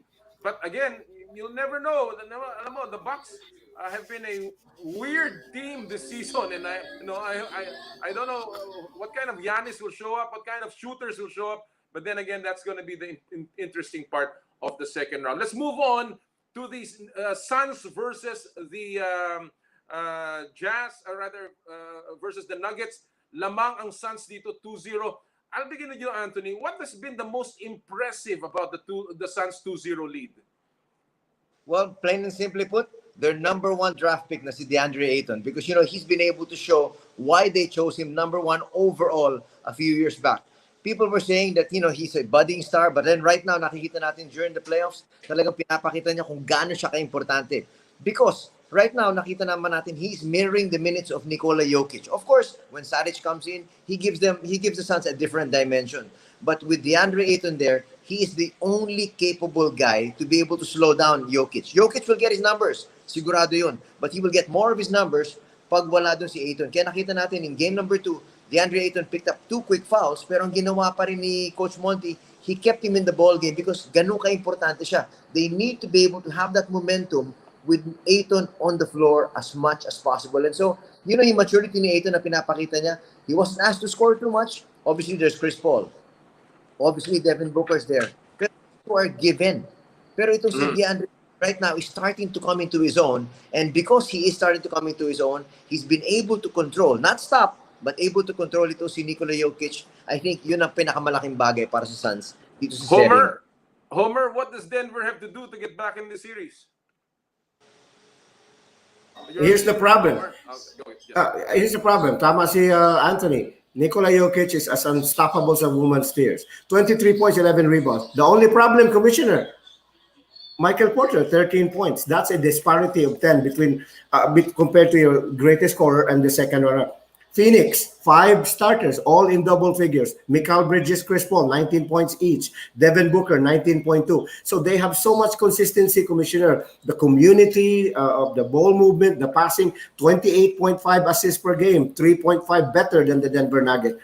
And I also thought during the regular season, si Campasso, the point guard, had done a good job trying to replicate in his own small ways, less than 6 feet tall, to replace Jamal Murray. But ngayon, Commissioner, he is almost a liability on defense because he can't guard any. He can't guard any of the Suns. The Suns have so many ball handlers. They have Torrey Craig coming off the bench, Payne, who used to play for the Bulls. Mahirap, so many matchup difficulties. So sa tingin ko, mahirapan talaga ang Denver. These are not the Clippers na medyo nag-blow up. This is a very experienced team with Jay Crowder, Chris Paul, and a very composed star in Devin Booker. So mahihirapan Commissioner. And a good coach in Monty Williams. The Suns are rising in Phoenix and we're hoping, alam mo, maganda yan for the NBA. Let's go to the other series.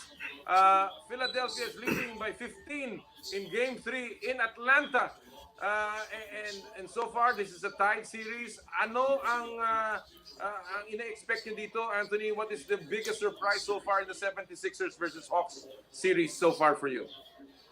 Well, more than anything else, just a brief update. I was watching the game before we came on, and unfortunately, itong si Danny Green is out because of a calf strain. So, again, nag-usapan natin, hindi natin alam how big of a factor injuries will be. Remember, when you talk about Philadelphia, they've been plagued by injuries to Simmons and also to Embiid. And so, as long as they stay healthy, talking about those two, the two big players, they should be able to do well in the series. But I think the biggest takeaway para sa akin dito sa Philly Atlanta series is really the maturity of the Atlanta squad. I didn't expect them to really be able to stay in step with Philly, but they've come into their own.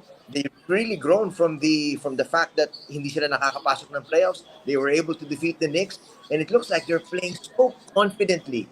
And obviously, Trae Young is a given. Collins, solid yung kanilang front line na tinatawag natin, with Collins there, with Capella there. So, the players and the Atlanta Hawks have really surprised more than anything else. But at the end of the day, because of a deeper bench, because of definitely better star players, Embiid and Simmons, sa tingin ko, mangingibabaw pa rin ang Philadelphia sa series ito.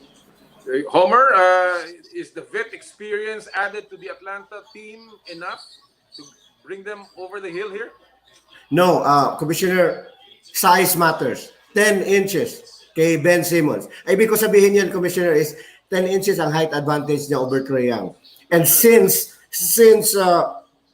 Doc Rivers decided to put Ben Simmons on Trae Young beginning in Game 2, Trae Young is shooting 28% from the field. And then another thing, that size matters. Joel Embiid, 23 field goal attempts per game, drawing double teams, 15 free throw attempts per game. Taka mahirap. And then the most important thing, Clint Capella cannot stay on the floor, averaging 5 fouls a game. So, Commissioner, you can now buy shirts, Sixers Conference Finals. Sixers Conference Finals, Commissioner. This series is over. You can see, I'm watching it behind me. They're up. They're playing so good. And, it might be, Danny Green, they might not miss him that much because they have Shake Milton, and then you're giving more minutes to Seth Curry, who was unbelievable in Game 2. Well, Joel Embiid averaging almost 40 points, 12 rebounds, 2 blocks, still my MVP. All right, let's go to the final series here. The Clippers and the Jazz. What will be the determining factor in this series, Anthony? Well, consistency more than anything else. The Jazz, I think, will be able to lead them past the series. And dun pag tinignan naman natin yung Clippers, underperforming once again itong si Paul George. He had excuses in the bubble. Sinasabi niya, wala akong nakakausap, I was away from my family, I'm in my room. But now you're still going home. Now you're going to your family. Now I want to be able to find out what the excuse is going to be, because again, they need Paul George to be able to be the partner that they envision to be for Kawhi. Kawhi has been playing well, but Paul George again has been underperforming. So if Paul George is not able to come to play, yung consistency na pinapakita ng Utah will get them past this. Do you think Homer, Donovan Mitchell has been, Donovan Mitchell is going to be defended still by the Clippers? He has been wreaking havoc laban dito sa LA Clippers and Kawhi Leonard and Paul George. Yes, and the interesting thing here is how healthy is he, because he seemed to have injured his ankle, and NBA team press releases carry the truth of a teleserye, so we don't know. But to your point, mahirap si Mitchell. He's shooting 31 of 59 from the field, 12 of 27 from 3, and he is such a willing passer, Commissioner. This is why Jordan Clarkson is making almost half of his 3-point attempts, kasi napaka-open eh. So having said that, mahihirapan ang Clippers. But I think the greatest takeaway here, yun na nga, si Paul George. The last time I heard, Commissioner, is that pumunta na sa FBI ang may-ari ng Clippers, nag-ano ng missing persons report. And they would also file, it looks like they will file a, Commissioner, they will file a breach of contract. Kasi 190 million, Commissioner. You know what Paul George is doing? 12 of 35, 23 missed field goals, 5 of 14 from 3. He even missed a free throw during the clutch moments of Game 2. So, napakahirap, Commissioner. And, if you're the Clippers, you have to wonder, aalis talaga si Kawhi Leonard, because this is so disappointing. Well, yeah. That's why he didn't sign a long term. It was like an audition for Paul George. Like, show me what you got. Sabi nga ni Anthony, what's the excuse now? So, yun. Well, alam natin na marami pang mangyayari dyan at pag-uusapan natin yan as the weeks go by, the changes that will happen. But right now, it's been a fun second round, and it's certainly going to be a great conference finals as soon as we get there. Guys, naubusan na ako ng oras. Thank you so much for your time. Tonyo, thank you for taking this call. Homer, always a pleasure, and we will be talking. Don't worry. Babalik pa po itong dalawang to soon. Maraming salamat. Commissioner, one thing, sa Iloilo, shout out lang sa fans natin, sa fans mo sa Iloilo, Balt Chavez and family. And also, tumawag sa akin ng Comelec, di bawal na daw Embiid for president. So, Iyala for senator! No, Iyala for senator! No, Iyala for senator! Pili mo na yan, Gab. Maraming salamat. Thank you. Antonio. Maraming salamat. Homer Sayson, mga kaibigan, from Spin.ph. And Anthony Suntay, our very good friend, abangan nyo yung kanyang show every day sa DWIC. Lahat tayong kaibigan natin, lahat ng ating mga kapatid sa hanap buhay. Alright, mga kaibigan, yan po ang ating NBA breakdown. We will take a quick break sa aming pagbabalik. Ito na talaga, the Ildefonso sa Power and Play. Hatid sa inyo ng Big Boss Cement at ng Cherry Loom.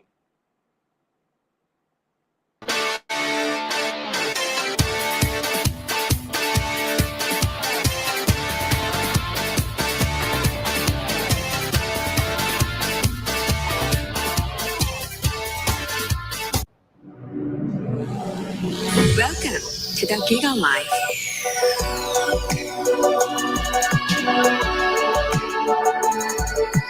Your passions, your stories, your life, simplified with just one app. This is the future. The Giga Life in just one tap. Experience more Giga moments when you make the smart choice. With the Philippines' fastest mobile data network.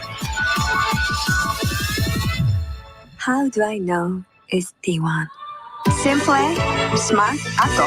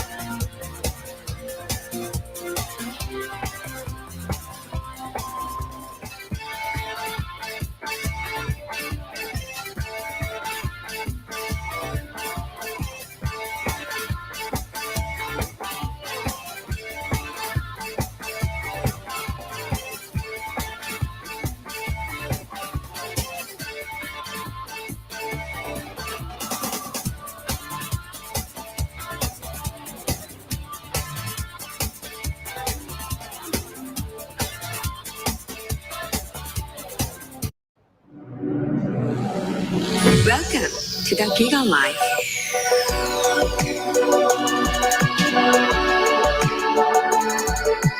Your passions, your stories, your life, simplified with just one app. This is the future. The Giga Life in just one tap. Experience more Giga moments when you make the smart choice. With the Philippines' fastest mobile data network. How do I know it's the one? Simple, smart, ako.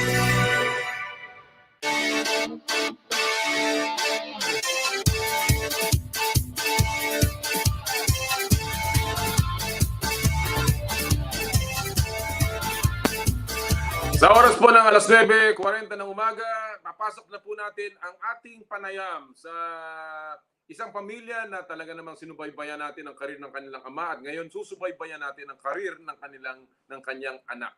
Ang mga Ildefonso ng Pangasinan, Danny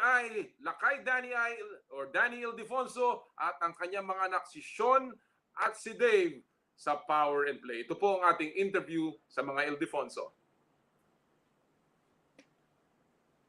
Daddy, pag tinitingnan ko yung mga social media posts ng mga anak mo, nakakatuwa because napaka-close ninyo as a family. Growing up, yan ba talagang naging pakay mo, naging purpose mo na yung pamilya mo, kahit ikaw very busy, you were still very close to them? Oo po, kasi sa ngayon kasi, inaalon din namin na talagang yung oras ng panahon na busy-busy pa ako, hindi ko naano sa mga anak namin. So ngayon, parang bumabawi, lalo-lalo itong positive na nangyari sa sa COVID. Naging sama-sama kami, naging more closer kami. And kahit nakikita niyo naman siya sa workout, halos sama-sama kami. Lalo-lalo nung bago pa yung lockdown dito sa Pilipinas. So, yun talaga ang plan namin mag-asawa. Kasi talagang pamilya kami, yun talagang binubuhos namin yung oras namin sa mga anak. Shaun and Dave, very briefly, anong fondest memories ninyo? Nung bata kayo, nung mas maliit pa kayo, ng daddy niyo? Especially, talaga namang dinudumog ng fans, ang dami-daming gustong makisiksik sa inyo. But what was your fondest memories growing up kasama ng daddy niyo? Shaun? Palaging tulog ata ito. Hindi. Ako po siguro yung pinaka-vivid memories ko siguro yung prime pa talaga ni tatay. Yung sa Ultra, di ba? Parang, kasi dun sa ilalim ng bleachers nun, merong mga mga food stand. Oo, tama. Doon kami lagi ni Dave, pinipili namin na dahil tapos pag maganda na yung laro, minsan pag narinig mo na kasi si tatay, yung crowd, isa-stomp nila yung feet nila dun sa bleachers. Yun ang pinaka-vivid. Kasi dun kami dumadaan so ilalim. Naalala ko yun. Kaya napaka-vivid. Yun lang. Oo. Ikaw, Dave, anong naaalala mo sa tatay? Siguro kung kay Kuya naman yung sa habang nanonood ng laro niya, ako naman, yung mga oras na lagi niya ako pinapatakbo sa treadmill. Laging kasi medyo chubby-chubby ako ng bata dati. Parehas kami. Tapos, ayun, syempre. Nakita niyo naman, di ba? Oo naman. Isip na namin na maglaro talaga ng basketball. So yun. Katapos na tinanong kami ni tatay na gusto namin talaga mag-basketball, telo niya na yung pagpapahirap sa buhay namin. Ayaw niya naman magpapigil. Pero alam mo maganda yun, Danny, talaga ba nung bata sila, yung pinlano mo na talaga na maging basketball player itong dalawang ito? O kung ikaw ang masusunod, iba na lang ang magiging career nila? Hindi, hindi ko naman sila, sa totoo lang, hindi ko naman sila pinilit. Ayun ang plan namin mag-asawa. So, basta ang, yung pinanganak sila, Nilagyan ko lang ng bola sa bigla. Yun lang yung pilit. Pero hindi mo pinilit, ha? Pero nung lumalaki na nga sila, yung kinukwento ni Dave, pag pinapahirapan ko na sila, kasi sinasabi ko sa kanila, kung gusto nyo talaga maglaro ng basketball, ganito ang hirap ng basketball. Kaya ngayon pa lang dapat masanay na kayo para kung pagdating ng panahon, talagang handang-handa na kayo. And kung ayaw nyo naman maglaro ng basketball, okay lang din naman sa akin. Maging honest lang kayo sa akin. Mahal naman. Ang career naman ng mga bata talaga nakasalalay sa kanila. At the end of the day, sila mamimili. Pero of course, pag nakikita ng mga bata kung gaano katindi ang naging career ng kanilang ama, talaga nakakasindak yun. And I wanna ask this to Shaun. Alam naman natin kung gaano kaganda, storied career si Danny ay. Two-time MVP, lahat yata ng award nakuha nito, 8-time champion ng PBA. He's one of the few players na nanalo ng regular season final MVP, finals MVP, all-star MVP, and of course many more. Number 1 pick back in 1998.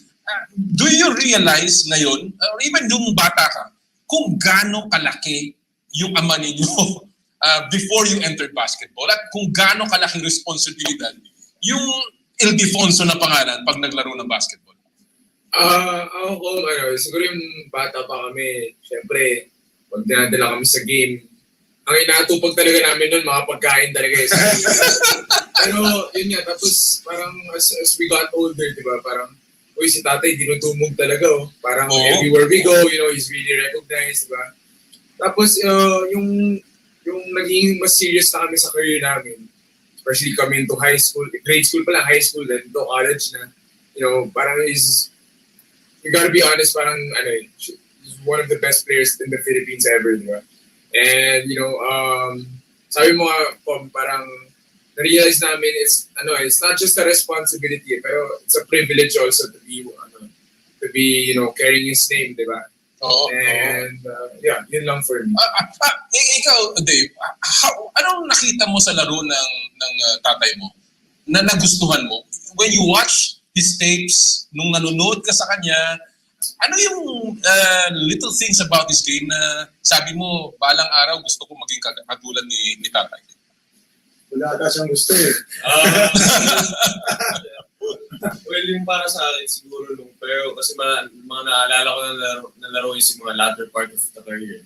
So yung mga gusto ko sa kanya, medyo patapos na yung career niya. So ang nakita ko yung parang hindi siya yung, yung pinakamabilis, hindi siya yung, kumbaga hindi siyempre ako bilis, hindi siya yung pinaka-useful doon. Pero yung utak niya sa laro, tsaka yung mga reads niya sa mga ginagawa niya, kasi alam niya yung parang one step or couple steps ahead siya din sa mga kalaban niya. And yun, lagi niya na-take advantage yun, tsaka lagi niya nagagawa ng paraan.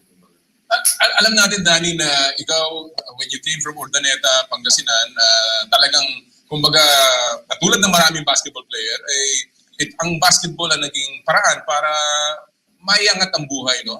Ibang-iba, of course, sa mga anak mo ngayon na nakakita na ng yung comfort sa buhay dahil nga sa trabahong ibinuhos mo. But what do you see sa laro ni Shaun at saka ni Dave na nakikita mo yung sarili mo sa kanila ngayong at this stage of their career? Parang nahati dito sa dalawa eh. Si Shaun, kay Shaun, una-una, yung parang yung bagong-bago pala ako sa PBA, yung talagang mahilig pa magkatalon, yung talagang wala pa injury, yun, talon ng talon, malakas sumalon. Si Dave naman, yung mga parang naka 10 years na ako sa PBA, yung kasi si Dave pinis maglaro. Si Dave naman, Shaun, parang puro power. So parang nahati. Energetic. Parang nahati yung bago ako sa PBA din, yung mga 10 years na ako sa PBA. So parang ganda ng maganda yung pagkakagawa sa kanila. Meron bang pressure? Meron bang pressure na ang ama ninyo is a legend? 40 greatest players in the PBA, in the country, kung gano'n, no? And of course, isa sa rare commodity ng PBA na back-to-back MVPs. May pressure ba yon sa inyong dalawa nung nagsisimula kayo? At even now, na naglalaro kayo, Shaun and David? Sinong sasagot? Ako na ako. Kasi para sa akin, saka masasabi ko rin naman ako kay Kuya kasi is para sa akin na lang siguro na walang pressure talaga kasi yun nga, lagi pero sinasabi ni tatay na dati pa na magkaiba kami ng laro and magkaiba na rin yung PBA ngayon at saka yung kumbaga yung basketball ngayon at basketball dati and di ka na naman makakita masyado ng mga 6'5 na back to the basket players tulad dati yung mga ganun, mga point guard na yun eh. Tapos, so, hindi mo na talaga makukumpara yung mga player ngayon sa player dati kasi yung pag-evolve ng basketball is napakalaki talaga at napaka-different. So, yung pressure na sinasabi yung siguro ko is siguro non-existent na para sa akin kasi syempre, gusto ko rin makagawa ng sarili kong pangalan. Hindi ko naman masyadong gusto ko naman makuha achievements ni tatay pero ayoko yung parang nandun na ako sa shadow niya kumbaga. So, tinatry ko rin magawa lahat ng nagawa niya pero in my own way. In your own way. Well, of course, nag-iisa ang Danny nag-iisa rin ang Dave at Shaun. No? Obviously, that will be the career path. Pero hindi natin maiiwasan na syempre ang mga fans ay kadalasan naihahambing. Shaun, you remain with the National U Bulldogs at alam natin for a while kayong dalawa ay nasa ilalim ng inyong ama, no? Bilang coach ninyo siya sa NU. Gaano kahirap yun?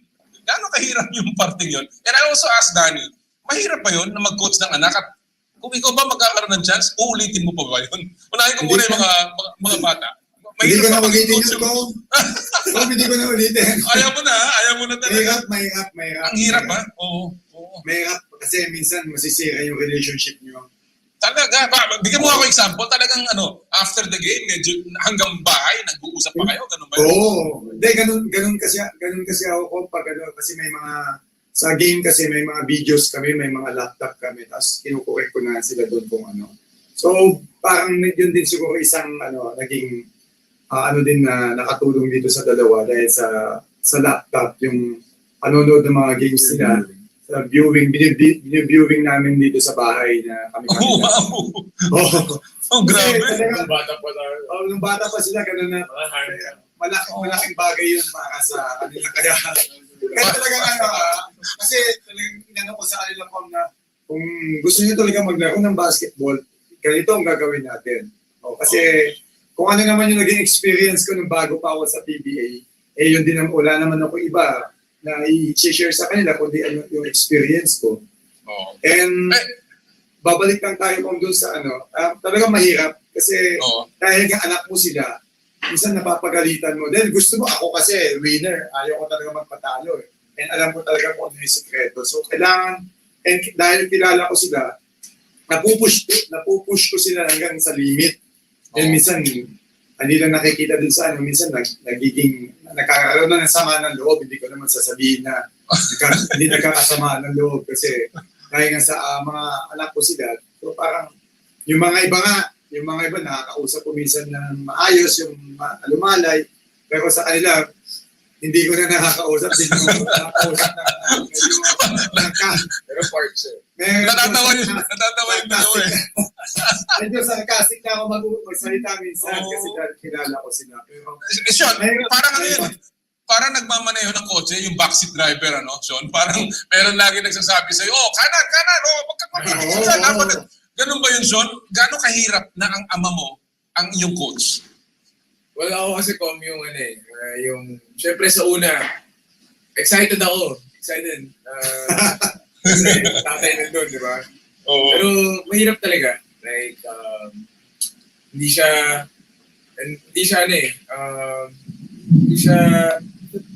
talaga siya madali. You have to be, kailangan mauna yung relationship nyo as a coach and a player.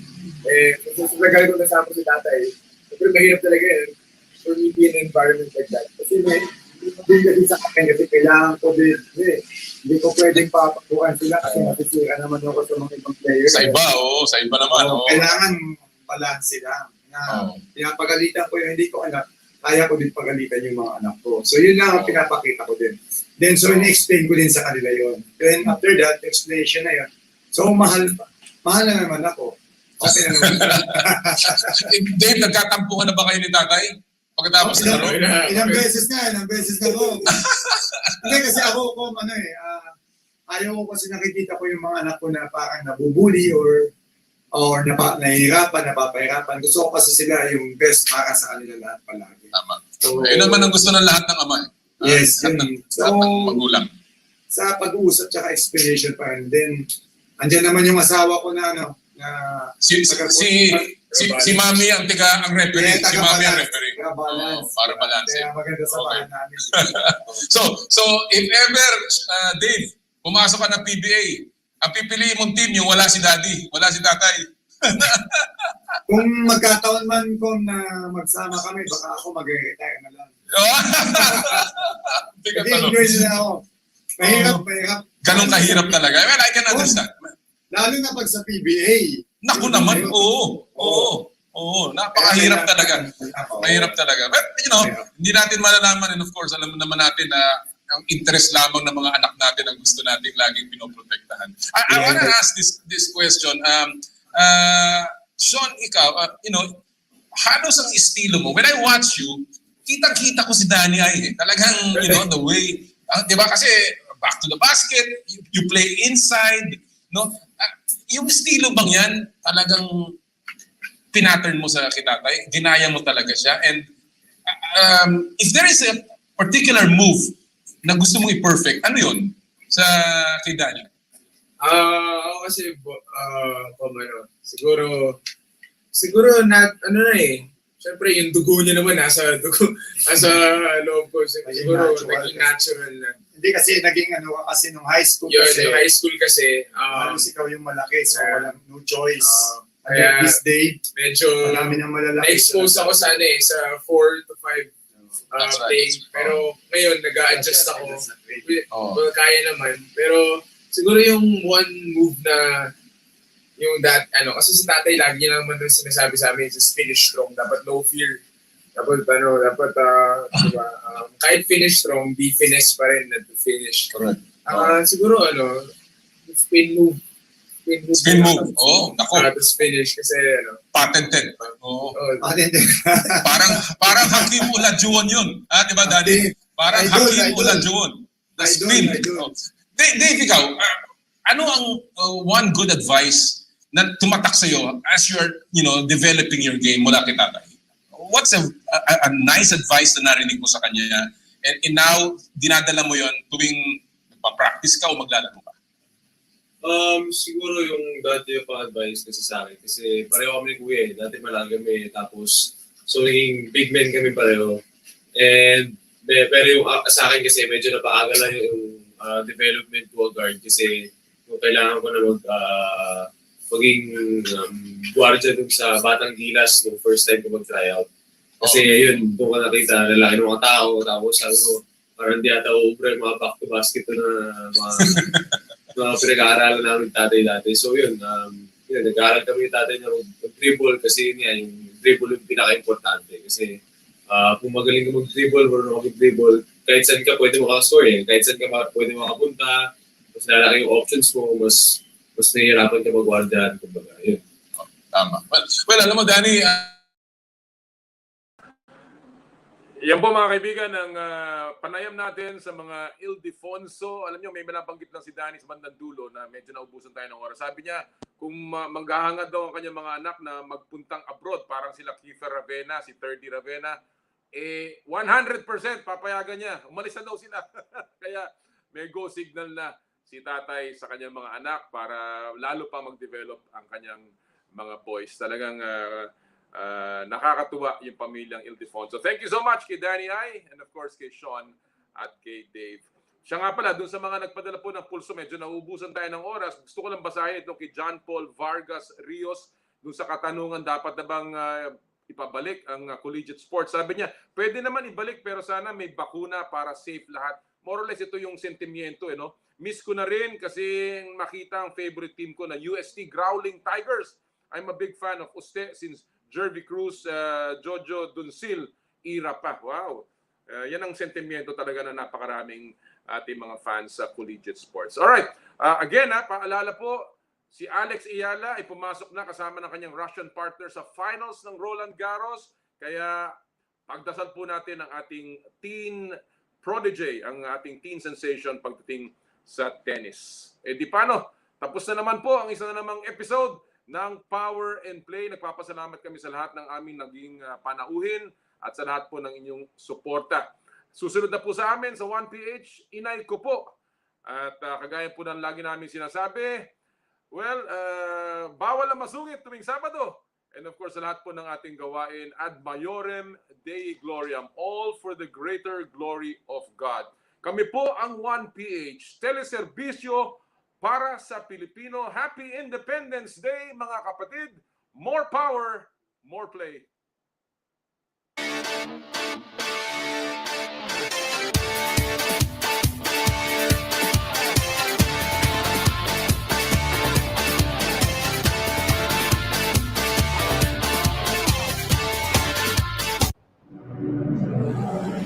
Welcome to the Giga Life.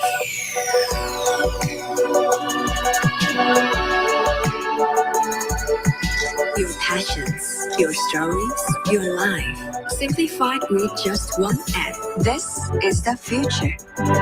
The Giga Life in just one tap. Experience more Giga moments when you make the smart choice. With the Philippines' fastest mobile data network. How do I know it's the one? Simple, smart, ako.